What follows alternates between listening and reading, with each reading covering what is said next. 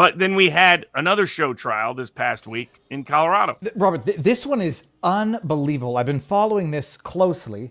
Where they're trying to block people, by the way, from rebroadcasting the trial. Well, I'm sure you saw I had Ash Epp. She was one of the guests on InfoWars when I hosted on Friday, talking about she was the one identified by the court as allegedly unlawfully broadcasting or streaming the trial, which is being streamed on CNN. C-SPAN is where I thought once it's on C-SPAN, you can't prevent people from not rebroadcasting it. Well, again, you have a public right. These are public trials to which the public has a right to participate. In the old day, these were actually held outdoors, going way back to give people an idea. The whole community got to participate.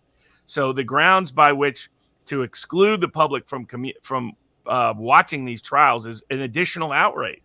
Jack Smith is demanding the D.C. federal court, which not lift its ban on video recording because it doesn't want Jack Smith doesn't want anyone to see that trial either. That's a question. Before I forget, I think we've talked about, I think I've asked you before, state courts can broadcast their trials, federal courts can't.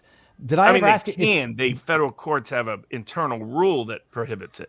So they have the discretion then to lift that ban to broadcast trials if they so choose? Potentially. I don't think it's ever been done, actually, with federal court, but they're reconsidering the rules at the judicial conference level. And it's always been problematic. In my view, because again, every public trial should be public, which means we have the capacity to broadcast them to the world. We should broadcast them to the world, period. Nobody should be in the dark about what's happening inside our courtrooms. The right to a public trial, the right to all judicial proceedings being public is there for a reason. And so it's astounding that this has happened as long as it has happened. But it tells you a lot about who they are, that the Colorado judge only wants the proper people to distribute the extended media, the authorized media. It was the same judge who forgot her obvious political prejudice when she'd given money to causes related to the case before her. I forget what it's called, Act Blue or something. I forget exactly what the organization is for. It's one that was a Democratic fundraising tool. A Democratic fundraising. It's to fight the Republicans who were quiet on the insurrection. It literally refers to January 6th as an insurrection. She only gave $100. It was before she was appointed as a judge, but sure as hell not before she knew she was going to become a judge. I mean, you're going to preside over something related to January 6th when you've made political donations to one side of the aisle. It's ridiculous. There shouldn't even be a trial. That there's no right for the courts to exclude a candidate from the ballot. That they don't have that right. They never have had that right.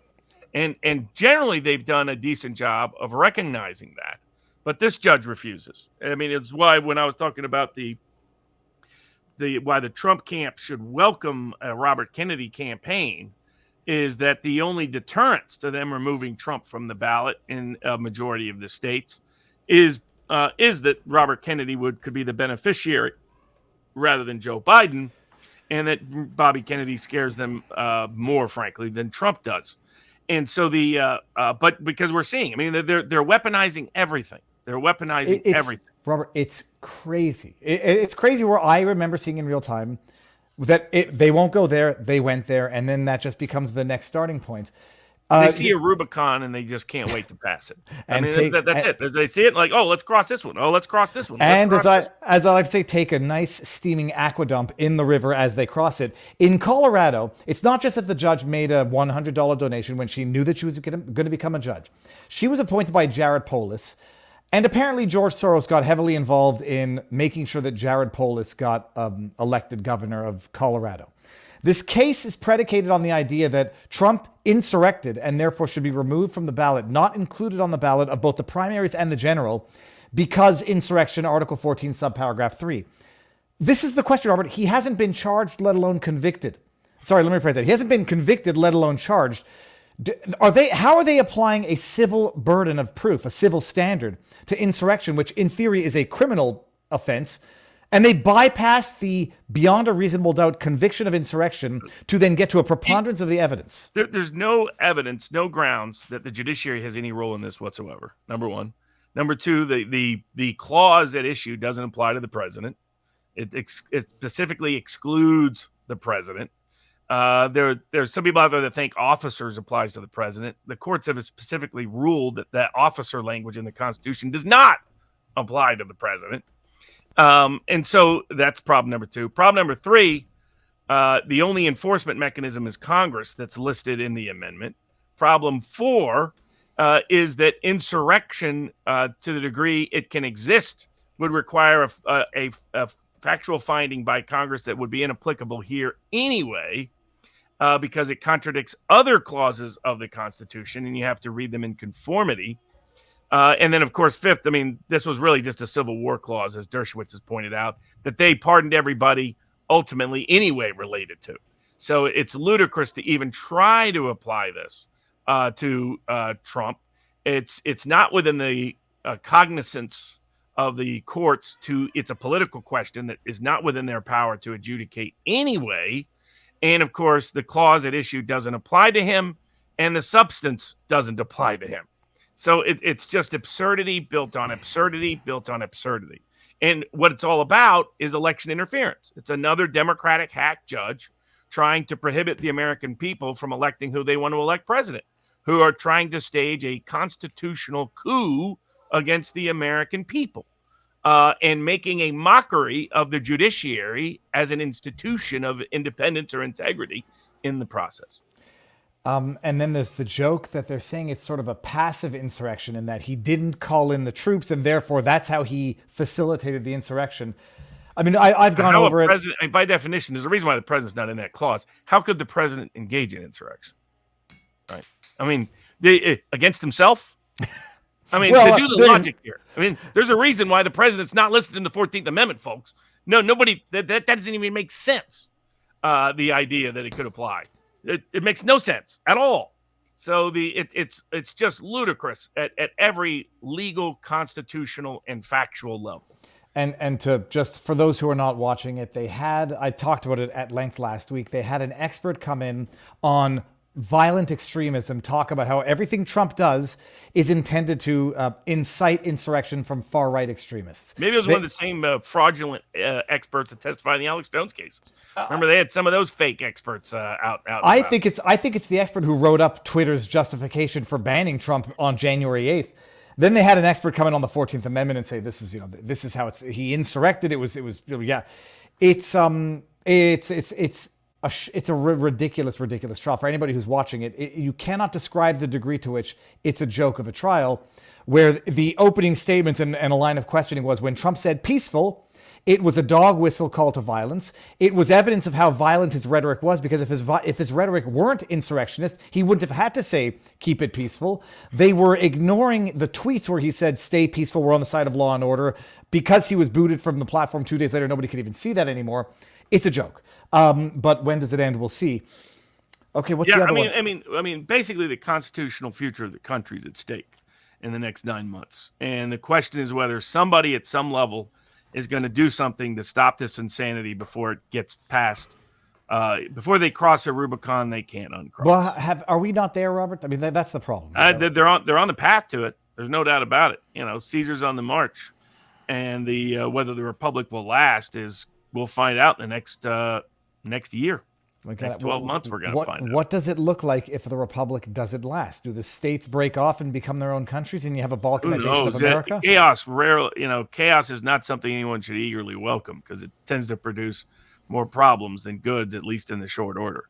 So I'm still hopeful that at some level, at some point, somebody steps in and says, wait, hold on a second. I mean, when you have Eric Holder making the rounds saying, jailing Trump over a speech, probably a bad idea. Probably don't want to jail him over a gag. Think about that, right? That's Obama's people saying, hold on, this is looking really, really bad. But these people have lost all sense of perspective. That they have so long been embubbled in their own political world, and they have faced so little consequence for their bad actions for so many years that they don't understand the ramifications of what they're doing. And that's how civilizations fall. Is not just corrupt elites, it's incompetent elites, is where civilizations and governments and societies just collapse, often quicker rather than slower. My concern is that there's going to be, in as much as there's 80 million people who don't think 2020 was legit, there's going to be 70 million people who think that Trump should be in jail. And if he gets elected again, they won't accept it. But when they don't accept things, it's mostly peaceful but slightly fiery protests. What's the news out of Florida? Judge Cannon postponed the trial? It looks like it's going to because of all the gamesmanship that Jack Smith has been playing. And Cannon is less and less sympathetic to the games that the government's been playing, trying to manipulate who can be defense counsel for various defendants. They failed on that effort. Trying to hide certain discovery. They failed on that effort. Trying to misuse and abuse the grand jury to discover evidence. They failed on that effort. Now they're hiding other documents and discovery and records. That is,